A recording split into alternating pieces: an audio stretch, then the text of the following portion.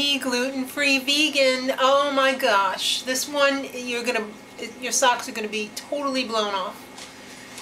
All right, so I got this Bob's Red Mill all-purpose baking flour, gluten-free, replacement, because I wanted to try it. I haven't tried any of the replacement flours yet. And on the back of the package right here is Babycakes New York City chocolate chip cookie recipe. There's a glare, it's hard to see. Alright, well, you know what? It's online. Just Google it. Love that bakery. But you know what the problem with that bakery is? It's freaking expensive. $23 a pound for the cookies. And then if you're not in New York City, try and have it FedExed. They will FedEx it, but it'll end up costing you like upwards of $50 to have a pound of chocolate chip cookies from there. So like I said, they are gluten-free and vegan, which means no eggs, no dairy, and no wheat. So I have all of the dry ingredients out here for you guys. It is a little bit complicated, but in terms of gluten-free baking, it's pretty simple. You'll appreciate it.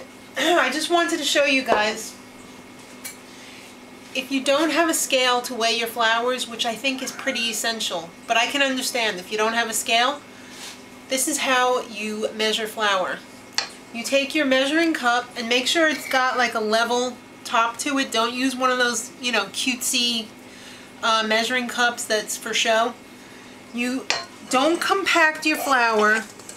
Get it in there so that it's fluffy, and then you go across the top with the knife or something that's straight, and that's your measurement of flour. So make sure you do it like that, and don't go like digging in there and compacting it, because your flour measurements are going to be all wrong. But remember, as always, it's best with a scale.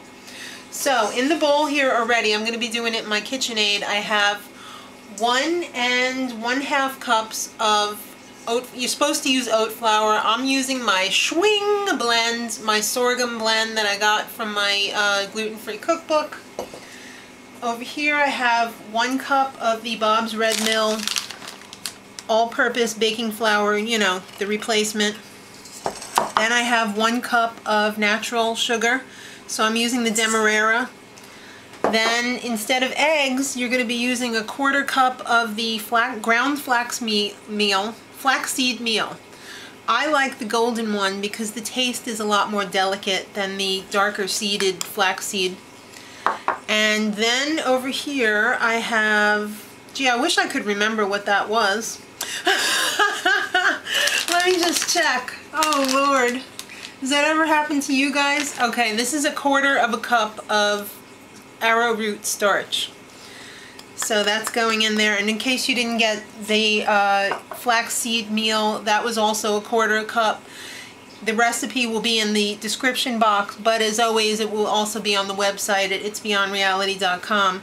Now here we have a combo. We have 1 teaspoon of salt, 1 teaspoon of baking soda, and 1 1/2 teaspoons of xanthan gum. You could probably use Expandix if you have that too, or you could probably use guar gum if you're in a pinch, but go for the xanthan if you have it. So that's all of the dry ingredients. I'm going to hook it up to my machine, and I'm going to give it a whirl to make sure it's all combined, and then we're going to be back with the wet. Alright, so there it is in the KitchenAid mixer. Now we're going to add the wet ingredients. This is really simple. You just add the wet ingredients to the dry ingredients, mix it up, and you're ready to start putting it out on the cookie sheet and baking it. So I've got 3/4 cup of coconut oil, natural virgin coconut oil, plus 2 tablespoons. So make sure you melt that before you measure it, otherwise it's going to be really difficult to measure it. You should probably melt it anyway, it'll mix up a lot better and quicker in the recipe. 6 tablespoons of unsweetened applesauce. If you're measuring it on the scale, it is 4 ounces. And a tablespoon of pure vanilla extract. I think she uses a tablespoon.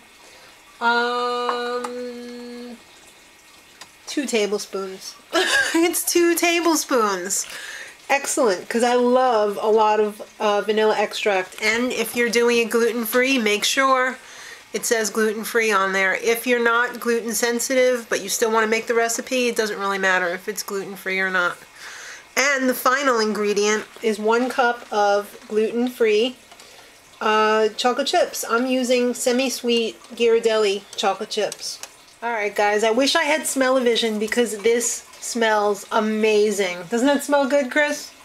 To be honest, I don't smell anything. Well, I'm not standing over it either. If you were standing over here, you would smell delicious, natural vanilla smells. I don't smell any offending smells. Well, that's good. Alright, so I didn't even have to scrape down the sides. This mixed up so nicely. Now I'm going to add my 1 cup of the chips, and I'm not going to blend it that long, just a few turns on the old KitchenAid to do it. You don't want to mash up the chocolate chips, you want them to remain pretty whole.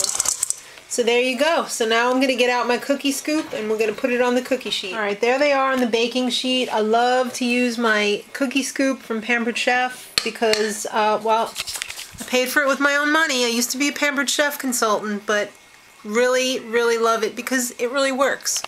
They didn't pay me to say that. But you know what? You could go to Bed Bath & Beyond, get any kind of cookie scoop, and it just makes it more even, more professional looking. They're all the same size, so in terms of baking, they're all going to be ready at the same time because they're all the same size. Think about it. If you put different size blobs on there, some of them are going to be cooked before the other ones, so it's best to have them all uniform size. So I'm going to pop these in the oven at 350 for 7 minutes, and then they recommend letting them sit for 15 minutes after they come out of the oven before you move them off of the cookie sheet so that they can firm up a little bit and they won't break apart. Alright guys, so there's the first batch out of the oven.